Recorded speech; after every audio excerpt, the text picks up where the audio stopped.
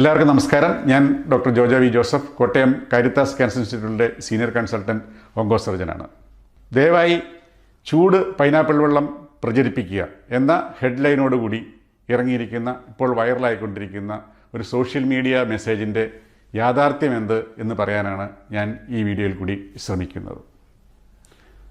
2-3 pineapple ചെറിയ കഷണങ്ങളായി അരിഞ്ഞ് അതിൽ ചൂടുവെള്ളം ഒഴിച്ച് അത് വെച്ചതിന് ശേഷം ദിവസവും കുടിച്ചാൽ ക്യാൻസർ പൂർണ്ണമായും നശിക്കും എന്നതാണ് ഈ മെസ്സേജിൻ്റെ തുടക്കം. അതുപോലെ തന്നെ ഇത് ICBS എന്ന ഹോസ്പിറ്റലിലെ ഡോക്ടർ ഗിൽബർട്ടിൻ്റെ അഭിപ്രായമാണ് എന്നും രേഖപ്പെടുത്തിയിരിക്കുന്നു. ഇനി ഇതിൻ്റെ ആധികാരികതയെക്കുറിച്ച് 3 ഭാഗമായി ഞാൻ നിങ്ങളോട് സംസാരിക്കാനായി ഉദ്ദേശിക്കുകയാണ്. ഇതിൻ്റെ ഉറവിടം ഞാൻ സെർച്ച് ചെയ്തപ്പോൾ എനിക്ക് മനസ്സിലായത് ഈ വർഷം ജനുവരി 15 ഇത് reporters.com.ng എന്ന ഒരു സൈറ്റിൽ ഇംഗ്ലീഷിൽ പ്രസിദ്ധീകരിച്ച ഒരു ന്യൂസ് ആണ് ഇപ്പോൾ മലയാളത്തിലേക്ക് കൺവേർട്ട് ചെയ്ത് ഇപ്പോൾ നമ്മുടെ ഇടയിൽ പ്രചരിക്കുന്നതായ കാണപ്പെടുന്ന ഈ ന്യൂസ്. ഞാൻ ഇതിനെക്കുറിച്ച് അന്വേഷിച്ചപ്പോൾ, ഈ സൈറ്റിനെക്കുറിച്ച് അന്വേഷിച്ചപ്പോൾ അവർ പറയണത്, അവരുടെ ആ ഇംഗ്ലീഷ് പരിഭാഷയിൽ, അത് ഞാൻ കാണിക്കുന്നുണ്ട്, ആ ഇംഗ്ലീഷ് വേർഷനിൽ അവർ പറയുന്നത് ഈസ്റ്റ് ആഫ്രിക്കൻ കൺട്രിയായ മലാവി എന്ന രാജ്യത്തെ ചന എന്ന് പറയുന്ന ഒരു സ്ഥലത്തെ ICBS ജനറൽ ഹോസ്പിറ്റലിലെ ഗിൽബർട്ട് എ ക്വാക്ക് എന്നയാളാണ് ഇതിൻ്റെ പ്രൊമോട്ടർ, അല്ലെങ്കിൽ പുള്ളിയാണിത് കണ്ടുപിടിച്ചത് എന്നാണ്.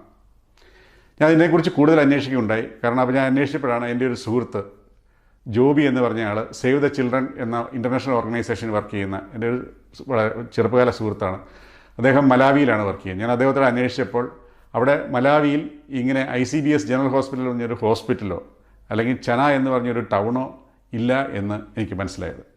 ഇത് കൂടുതൽ കൺഫേം ചെയ്യാനായി ഞാൻ ഇൻ്റർനെറ്റിൽ പരതിയപ്പോൾ ചന എന്ന് പറഞ്ഞൊരു സ്ഥലം പല രാജ്യങ്ങളിൽ കാണിക്കുന്നുണ്ട്. പക്ഷേ ഈ മലാവിയിൽ പോലും ഒരു ചെറിയ പേരിലുള്ള ഒരു കുഗ്രാമമായിട്ടാണ് എനിക്ക് മനസ്സിലാക്കാൻ സാധിച്ചത്. അതുപോലെ തന്നെ ഇതിനെക്കുറിച്ച് കൂടുതൽ പരതിയപ്പോൾ ഈ ന്യൂസിൻ്റെ താഴെ തന്നെ, ഈ ഇംഗ്ലീഷ് ന്യൂസിൻ്റെ താഴെ തന്നെ ഇവരെല്ലാം പലരും ഇത് സെർച്ച് ചെയ്ത്, ഈ ഗിൽബർട്ട് എന്ന് പറയുന്ന ആളെക്കുറിച്ച് സെർച്ച് ചെയ്യുമ്പോൾ അദ്ദേഹം ഒരു പത്രമാധ്യമത്തിലെ ഒരു റിപ്പോർട്ടർ മാത്രമാണ് എന്നുള്ള രീതിയിലാണ് അതിൻ്റെ താഴെ ഒത്തിരി ഇത് തെറ്റാണ് എന്നും കൊടുത്തിരിക്കുന്നതായി എനിക്ക് മനസ്സിലാക്കാൻ സാധിച്ചു.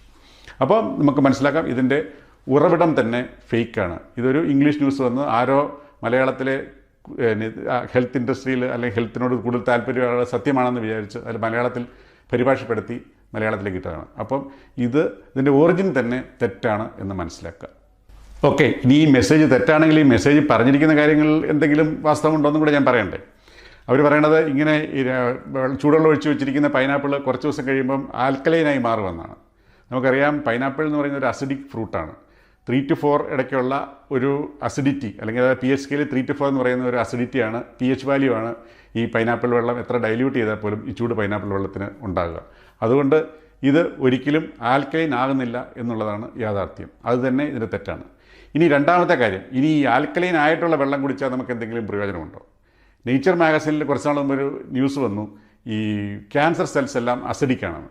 അതേ തുടർന്ന് ആൾക്കാരിറങ്ങി ആൽക്കലൈൻ ഫുഡ് കഴിക്കൂ, ആൽക്കലൈൻ വാട്ടർ കഴിക്കൂ, അല്ലെങ്കിൽ ആൽക്കലൈൻ ഫ്രൂട്ട്സ് കഴിക്കൂ എന്ന് പറഞ്ഞ് ഭയങ്കര വ്യാപകമായ പ്രചാരം നടത്തി.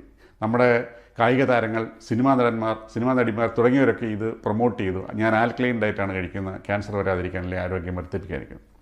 അപ്പോൾ പക്ഷേ അത് ശരിക്കും തെറ്റായ ഒരു ധാരണയാണ്. എന്താണ് നമ്മുടെ ശരീരത്തിൻ്റെ അസിഡിറ്റി അല്ലെ ആൽക്കലൈനിറ്റി, അതായത് ക്ഷാരാംശമോ അസിഡിറ്റിയോ, അതായത് നമ്മുടെ രക്തത്തിൻ്റെ എക്സാമ്പിൾ എടുത്തുള്ളൂ, 7.35 to 7.45 എന്ന വാല്യൂവിൽ നിൽക്കണം. അതിൽ കുറയുകയോ കൂടുകയോ ചെയ്താൽ നമുക്ക് മരണം സംഭവിക്കാം. നമ്മുടെ കിഡ്നിയും ശ്വാസകോശവും പ്രവർത്തനക്ഷമമായിരിക്കുന്നിടത്തോളം കാലം ഒരു രീതിയിലും എന്ത് കഴിച്ചാലും നമ്മുടെ ഈ pH വാല്യൂ, അത് നമ്മുടെ ഈ 7.35 to 7.45 എന്നുള്ളത് ഒരു രീതിയിലും മാറുന്നില്ല. ഇത് നമ്മുടെ ഈ സത്യം അറിയാത്ത, ഇതിന് സയൻസ് അറിയാത്ത ആൾക്കാരെ പറ്റിക്കാൻ വേണ്ടി മാത്രമാണ് ഈ ആൽക്കലൈൻ ഡയറ്റ്, അല്ലെങ്കിൽ ആൽക്കലി കഴിച്ചാൽ ക്യാൻസർ മാറും എന്ന് ഈ ആൾക്കാർ പ്രചരിപ്പിക്കുന്നത്. ഇവർക്ക് എന്ത് ബെനിഫിറ്റാണ് ഇതിൽ നിന്ന് കിട്ടുക എന്ന് എനിക്ക് ഇനിയും മനസ്സിലായിട്ടില്ല. ഇനി മൂന്നാമത്തെ ഭാഗം, പൈനാപ്പിളിനെ കുറിച്ച്. ഞാൻ ഈ പൈനാപ്പിൾ വെള്ളത്തെക്കുറിച്ച് പറഞ്ഞപ്പോൾ നിങ്ങൾ വിചാരിച്ചു ഞാനൊരു പൈനാപ്പിളിനെതിരായിട്ടുള്ളൊരു മനുഷ്യനാണ്. ഞാൻ പൈനാപ്പിൾ കഴിക്കുന്നയാളാണ്. പൈനാപ്പിൾ ജ്യൂസ് എനിക്ക് വളരെ ഇഷ്ടമാണ്.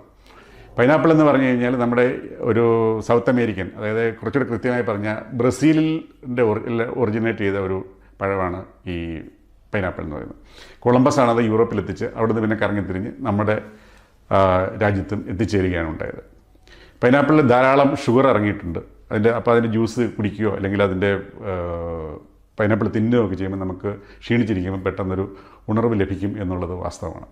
അതുപോലെ തന്നെ ധാരാളം ഫൈബർ, വൈറ്റമിനുകൾ, ധാതു ലവണങ്ങൾ, ഫാറ്റില്ല, അങ്ങനെ ഒത്തിരി കാര്യങ്ങൾ അടങ്ങിയിട്ടുള്ള ഒരു നല്ല ഫ്രൂട്ടാണ് ഈ പൈനാപ്പിൾ എന്ന് പറയുന്നത്. അതുകൊണ്ട് നമുക്ക് പൈനാപ്പിൾ ധൈര്യമായി ഉപയോഗിക്കാം. പക്ഷേ ക്യാൻസർ ചികിത്സയ്ക്കോ ക്യാൻസർ വരാതിരിക്കാനോ ഉപയോഗിക്കാതിരിക്കുക. ഇനി ഇതിനെക്കുറിച്ച് മറ്റൊരു പൈനാപ്പിളിനെക്കുറിച്ച് തെറ്റിദ്ധാരണ ആൾക്കാർ വരുന്നത് ദഹനത്തിന് ഇത് വളരെ സഹായകമാണ്, അല്ലെങ്കിൽ നമ്മുടെ ശരീരത്തിന് വളരെ പ്രൊട്ടക്ഷൻ നൽകുന്നു.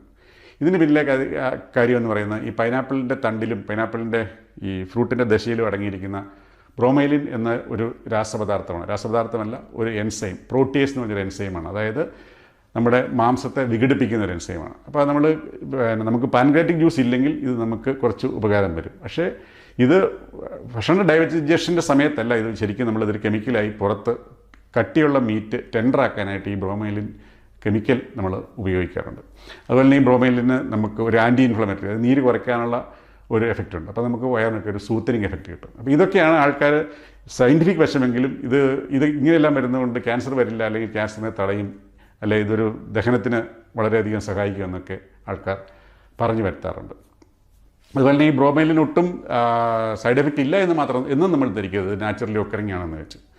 ആൻറ്റിബയോട്ടിക് കഴിക്കുന്നവർ, അല്ലെങ്കിൽ ബ്ലഡ് തിന്നർ കഴിക്കുന്നവർ എന്നിവർ അധികം പൈനാപ്പിൾ ഉപയോഗിക്കുക. കാരണം ഈ ബ്രോമൈലിൻ ഇത് രണ്ടിൻ്റെയും ഡോസിന് വ്യത്യാസം വരുത്തും. അതുപോലെ തന്നെ ഗർഭിണിയായിട്ടുള്ളവരും അധികം പൈനാപ്പിൾ, ഞാൻ പറഞ്ഞല്ലോ, അധികം കഴിക്കാതിരിക്കുക. ഒന്നോ രണ്ടോ കഴിച്ചു നിർത്തുകൊണ്ട് ഒന്നും പ്രശ്നം ഉണ്ടാകുന്നില്ല. അപ്പോൾ നമുക്ക് പൈനാപ്പിൾ കഴിക്കാം, നമുക്ക് അതിൻ്റെ മധുരവും അതിൻ്റെ ഗുണഫലങ്ങളും എൻജോയ് ചെയ്യാം. പക്ഷേ പൈനാപ്പിൾ ചികിത്സയ്ക്കായി ഉപയോഗിക്കരുത്.